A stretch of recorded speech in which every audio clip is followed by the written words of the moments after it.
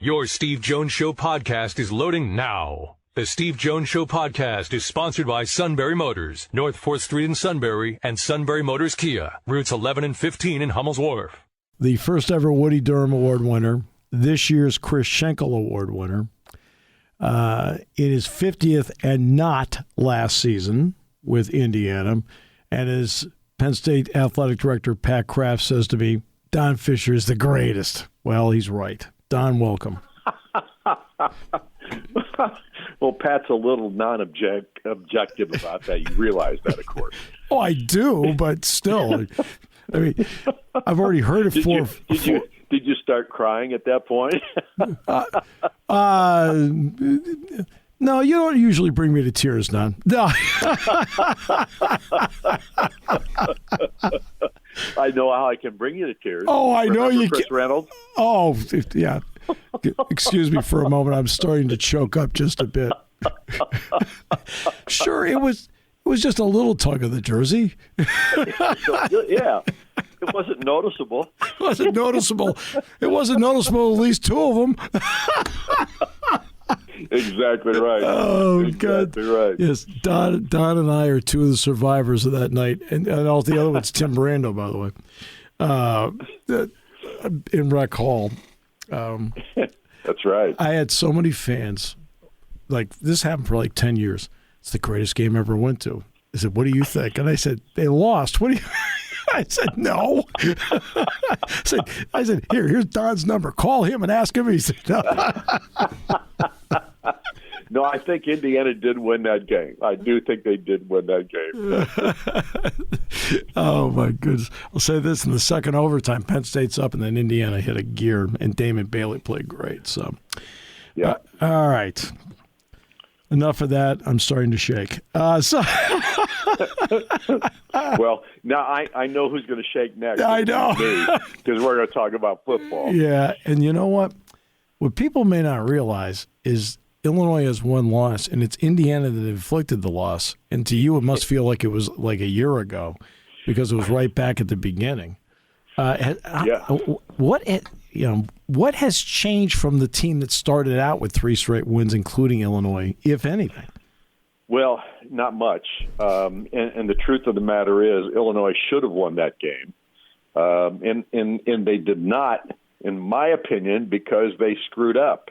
They screwed up at the end because on the last drive of the ball game, Indiana had less than 2 minutes left in the contest. They were down, obviously, and they had to score a touchdown to win the ball game. And Illinois went into a prevent defense. Indiana went 79 yards and scored the touchdown with a few seconds left on the clock to win the contest. And that prevent defense allowed DJ Matthews to get out by he had like 4 catches on the drive. Yeah. And I guarantee you there were 3 of those catches that nobody was within 10 yards of him. Yeah. And how they could not be on that guy is beyond me, but they gave the game to Indiana because Connor Bazelak, he knew he could throw wherever he wanted to throw it. There wasn't going to be anybody but an Indiana player there. It was amazing. That normally helps. I mean, I'm not as experienced as you, but I think that normally helps. Yeah, I think it does. There's no question about it. So I'm sure they're still lamenting that decision to play a prevent type defense in that situation because obviously had they just played their normal defense, they probably would have won the game. What have you thought of the tempo part of it? Because Indiana's averaging about 18 seconds of play, and the FBS number's about 26 of play. What have you thought of that? Well, I thought about it early. I thought it was pretty good. I thought it helped Indiana. It hasn't helped them since. And I say that number one, because if you're not moving the ball, if you're going 1, 2, 3 and out, you're just putting your defense back in the field consistently. And that's what's happened since then, even though they were able to win the next 2 ball games after that. And this team probably should have won the 4th one because Cincinnati was there to be had. Yeah. And Indiana didn't. They blew it in that contest. And ever since then, it's been downhill. It's been a downhill struggle for this football team. The truth of the matter is at this point, Indiana's offense has struggled mightily throughout the year, And even though they had those 3 comeback wins to start the season, they were all comeback wins. It wasn't like Indiana did anything to dominate the offensive side of the football at that point. And they haven't really – they obviously against Rutgers this past or 2 weeks ago or a week and a half ago now. Against Rutgers, they got off to their best start of the season. Yeah, 14-0. And it was midway through. Yep, it was 14-0 midway through the first quarter, and the offense went stale the rest of the ball game. I think there was one drive in the second period in which they were going extremely well down the field, and their best receiver on this football team, Cam Camper, got hurt, and he's out for the year with an ACL. And that, of course, has spelled the doom for this football team so far. And with him out, where does the focus now go to in that wide receiver core? I know you mentioned Matthews, so he's obviously one. Well, he is probably the guy it should go to because he's been hurt too. He's been hurt for the last several weeks. Yeah. He came back 2 weeks ago, didn't look like himself. He played last week against Rutgers and still didn't look like he was much of a factor. Hopefully with the bye week that's in between now, that's given him more time to get ready, and maybe he will be the player that we anticipate that he can be because we've seen it before. But, again, last year he got hurt the same way, and he was out for the rest of the season after the Western Kentucky game. So we still haven't seen D.J. Matthews with the exception of maybe 3 or 4 games in his 2 years at Indiana where he has been much of a factor. But he would be the guy that would probably take over the role that Cam Camper had if, in fact, he can do it. Right. What kind of jump has the freshman Jalen Lucas added in the running game? Well, he's helped. There's no question. If my feeling on Jalen Lucas is he's not a big kid. He's 5'9", probably weighs about $185. Yeah. And probably needs to be one of those guys that you just try to get him the ball in space. Mm-hmm. If you get him the ball in space, he can dramatically affect a football game. Last week, of course, he ran back a kickoff for a touchdown from 93 yards out. He's dynamic when he has the ball in space. When he doesn't, so far, at this point, he's still not strong enough. He's a true freshman. He just can't pound it in there like some of the other backs can. Right. Obviously, the Henderson kid's been probably pretty good, the best at that. The Shivers kid from Auburn, he looked like he was going to be a real factor in fall camp. I thought he really would be because he loved to take it up inside and banged into our defensive guys and still made yards happen. He hasn't done that since fall practices because he got absolutely lit up the first time he touched the football against Illinois, and I don't think he's been the same player since. Right. He's a tough kid, but he just hasn't run with the same kind of authority since that time. And he's had a couple of breakaways, and he's very quick and athletic too. But honestly, the run game has just been a big problem because the offensive line has not shown themselves again this year. Yeah, it sounds like Josiah Sears is going to get a start at the tackle, it sounds like. What have you thought of Connor Bazelak running this? I know that Tom has said, everything's open, but I'll at least ask you about the veteran. I like him. I like Connor a lot. Number one, I like him because he's just tougher than nails. He is really a tough kid, and he's had to be with that offensive line because they haven't protected him worth a nickel. Yeah. I'm sure that his mindset has gone from being just a tough guy to I need to move and get out of the way because he's been hit so many times. But I do think he's a good kid, a good quarterback. If he's got the time to throw the football, he can get it where it needs to go. But I do think that Tom Allen has evaluated everything during this bye week period, and he has made no commitment that Connor will be the starting quarterback on Saturday against Penn State. If he's not, who will it be? Because Jack Tuttle has already announced that he's in the transfer portal. That's right. He is still on the team. Yep. Tom has kept him as a captain, and he is probably listed as the number 2 guy. But my question is, you've got a kid sitting in the wings named Dexter Williams who is a run and throw guy. He can do both. He's got a really good arm. He was touted as probably the player who made the most improvement on the football team at the end of fall practice sessions from a year ago to now. He had to deal with an injury last year. It looks like he's 100% healthy. I would love to see him if they have to go to make a change here to try to shake things up. I'd love to see him be the guy. I just don't know whether he will or not. Right. Defensively, on paper, many thought the Indiana secondary would be one of the better ones in the Big Ten. It doesn't seem like it's played out that way. Is that accurate? That's accurate. I don't know why we have not been as aggressive, in my opinion, as we were a couple of years ago when we ran blitzes almost every play and disrupted the quarterbacks on the opposing teams, not because our front four was able to do much, but with all the blitzing that we did, it shook the other teams up. I mean, the Ohio State game a couple of years ago was a perfect example.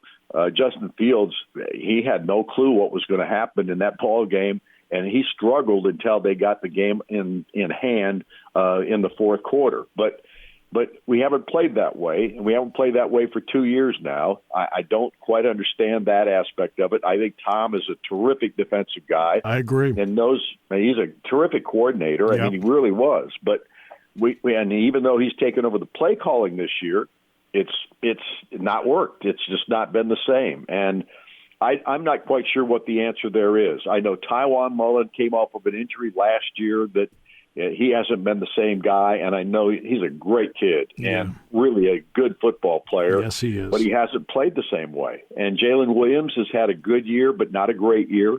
He was the other guy in the defensive corner position that has been really solid throughout his career. And the rest of I think a big problem with this football team right now is the tempo, because they go so fast. That 1, 2, 3 and out keeps the defense out there way too long. And honestly, I think they wear out. The second half, we're just not the same defense. 24 minutes a game of possession for Indiana, 36 for the opponent. At least the averages through 8 games so far. Yeah, and you got to remember we had the ball a lot against Idaho. Yeah, true. That's true. What has the Cam Jones injury meant? I know Casey's played well, so I'm not taking anything away from him. But to me, Cam's an exceptional player. So what's that meant? Well, it's meant a lot because he is the leader of this defense. And him being out, you're still a verbal or a vocal leader on the sidelines and all that kind of stuff. And he's embraced that role as best he can. But his absence has meant a lot to this football team because Aaron Casey is now playing his spot. Before he was alongside Cam. And so he's playing a different role. It shoves a couple of guys in there. Bradley Jennings is a kid that was transferred in, and Jared Casey's another. Both those guys have played quite a bit, and they're solid, but they're not Cam Jones. Right. And so your best defensive football player on this team has been out now for 4 weeks, hasn't played since the Nebraska ball game, and this team has struggled mightily. So what's the perception of the program around Bloomington right now? I mean, because Tom obviously 2 years had it going. There was a lot of excitement. I remember listening to your bowl game. But what's the perception of it right now, especially with the job, like, for example, Mike Woodson seems to be doing with the basketball side of it? Well, obviously we're not in the same ballpark as the basketball program. Exactly. And I think most people really revere Tom as a great person. I think they think he's a really good coach in many respects. I just don't know. You get out there in the public and people are going, it's basketball season, that kind of stuff. And it has happened a lot over the years. I've been here 50, so I've seen it happen many times here. It's just not the same as it was during the Bill Mallory era. Even when Bill Mallory's teams weren't great, there was always a feeling that they were going to bust their gut for that coach and for that team and for the program, and they were going to get better as a team and as a unit, and the players would get better through development, those kinds of things. Have we seen that with this program? I honestly don't think we have. And I think the development aspect of it is such a critical thing in Indiana because we don't get the 4 and the 5-star guys. We got a few, but we don't get many. And because of that, you've got to coach kids up and you've got to develop them. On this particular staff, they have 5 new coaches, now 6, because they fired the offensive line coach a couple of weeks back. Yep. And Rod Carey takes over. And I think Rod Carey, if he'd had this offensive line from spring practice on, I think this would be a different offensive line because I think that guy's a great coach. But I agree. Rod Carey took over, and he was actually just here learning. After he left Temple, Tom coached him and asked him to just be a quality control coach if he wanted to. He wanted to see his own son play football at the high school level. And so he came here for that very reason, so he could do that on Friday nights. But now he's back coaching the offensive line again, which I don't think he wanted to take the job, and he cleared it with his wife and his son. Yeah. But at the same time, I don't think he really wants the job because he wants to see his kid play, and I don't blame him. Yeah. I don't blame him a bit. And at this juncture, he has the offensive line, and I think he made a little bit of a difference the first week. The second week, you didn't see it as much. I don't know if he can do the job with this offensive line. I don't know if the talent's good enough.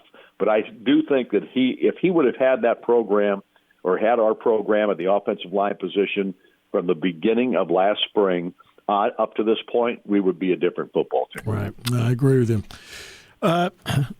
From us to you, congratulations on a well-deserved Chris Schenkel Award. I know you're humble about it, but you earned it. And it doesn't matter about longevity. You would have earned it if you'd had it'd been 10, 15 years. Okay, but congratulations. Well, quite nice for you to say, Steve. I really appreciate it.